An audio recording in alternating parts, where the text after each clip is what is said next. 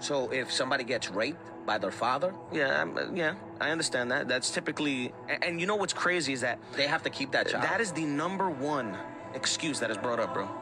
That's an excuse. It's absolutely. Be cautious, bro. Well, it's absolutely an excuse. Be You want to know cautious. what an excuse is? I'm gonna explain to you why that's an excuse. Okay. That's an excuse because when you bring up the 1% of all abortions, it becomes an excuse automatically because then you can never get that person to concede if you even say, okay, let's just play your game for a second.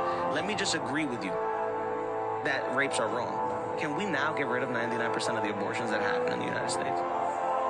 They will never say yes. So because they will never say yes, it's not about that 1%. Human beings, all human beings, from the moment of conception have value simply because they are human beings, made in the image of God, period.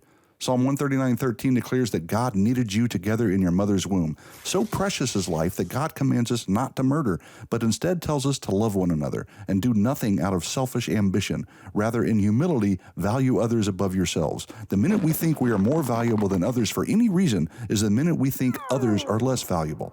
And that line of thinking is the root of racism, sexism, massacres, school shootings, bullying, hatred, and all kinds of other injustices that most of us rightfully stand against because we don't want human beings to be hurt or mistreated. And that should go for the unborn too.